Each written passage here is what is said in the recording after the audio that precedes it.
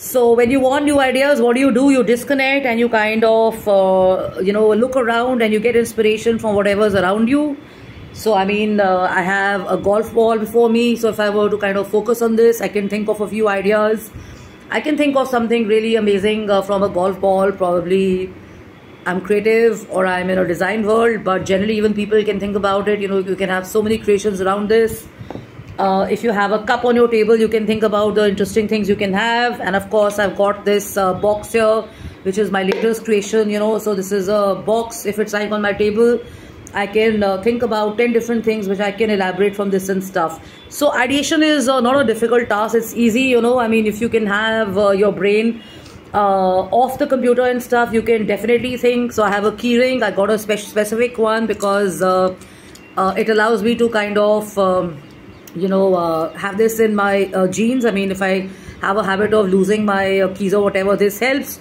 But actually speaking, it's basically it's something which inspires me to kind of think about technology, electronics and stuff. So if you want to kind of refreshen your brain and you want to stay kind of innovative around ideas and stuff, you have to start implementing those in your daily lives as well. And inspiration can come from anywhere. Inspiration is something which you have anywhere and everywhere. You take a look around rather than only on the computer, and you will know that when you're keeping your eyes and windows open, something or the other just comes up your way and stuff like that. And you have to spend time off the phone and stuff. I'm sorry if I sound like a grandmommy or whatever, but in the interest of the nation, it's definitely important to kind of have your creative side going. Go for a movie, and kind of read up. I've already said that, but probably do some pottery, probably do some planting of trees and stuff, or plants or whatever, because that connects you with nature. It kind of grounds you there and then. Start cleaning up your room. And I've done this a day before yesterday. Personally speaking, I gave an off to my helper, and I've kind of cleaned my cupboards on my own. And after I've done that, I kind of get a realization that I got so many clothes which I was not even looking at and stuff. And now I know what I can wear, so it kind of helps me be more fashionable, more funky, be more out there and stuff. So if you're kind of spending all your time and energy on delegating and not doing some stuff on your own, you will never know what is it that you can do in terms of self-improvement as well. So these are these very basic tips in daily life, and it's in this book also, which I just read. I'm going to keep the name, for later on. But the point is this, that to be in the moment, one doesn't have to necessarily be only on the computer and on the phone and stuff. And all these games people play and all these online, planting apps and all these games, they kind of suck in your energy and stuff. So log out, tune into some music, exercise, get into some meditation or whatever. And definitely soak up more of TV and stuff, because when you're watching movies or you're watching animated stuff, or you're watching something which is not unhealthy or which doesn't have too much of killing and stuff like that, it also kind of keeps you looking at the positive and the brighter side of the world and stuff.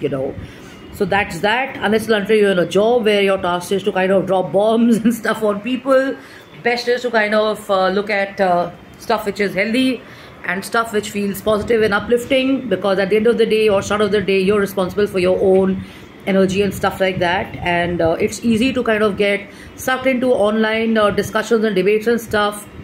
So from the very beginning, I've made it a habit to not comment on too many pages or whatever. So very few are the ones will get my comments or my inputs or thoughts on.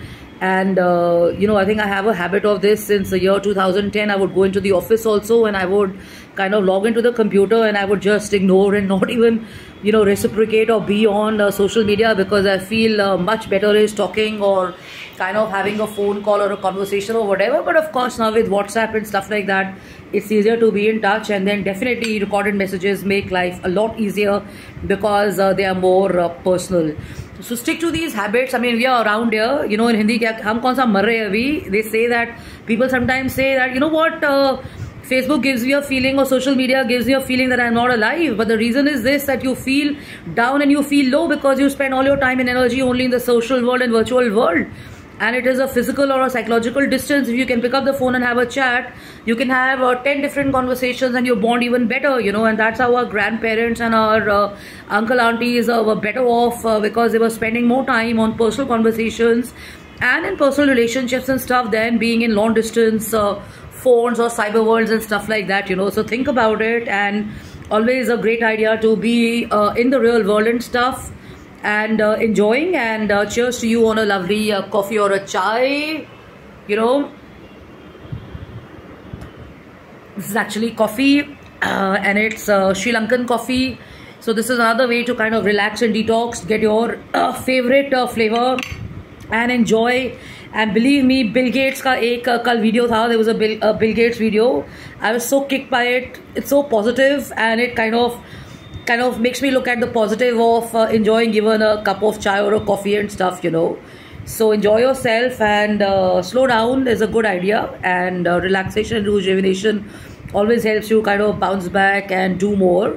So if you're caught up in this thing about running a marathon, or being a sports person yourself, where you're driving and you're being crazy and you're rushing, it's always a good idea to have these little tips happening for you. Definitely offline work works and helps, because it helps you kind of stay detached from unnecessary kachra and crap of the world and stuff. Yeah, so that's that. And the power of improving your knowledge and intellect also comes when you read more of offline and then online, because like I said, all these memories or all those pictures or all those items will stay in your mind. And we had a workshop about it, and I also spoke to some people who were in meditation in Leh Ladakh, and this is what they had to say, that you know, if you kind of follow something in the night and then you sleep, you actually end up thinking more about that as well. So always a good idea to read up and to pray and chant and meditate and sleep, and wake up feeling like a live wire and kicking it. So have fun and have a blast. And with the weather and stuff, if you're inspired to kind of get back to marathon and running and stuff, carry a pair of shoes in your car, or keep an extra pair of clothes in your gym. And wherever you can, park your car and start running and stuff, like I did yesterday. It was raining, and I really wanted to kind of run a lot more, but I didn't have the appropriate shoes with me. So no excuses, be prepared, look at the solutions and stuff, and get going. So love and luck, take care, bye bye, have a blast, bye. This is Jasleen Kapani, and thanks for your messages and your emails. Take care, bye.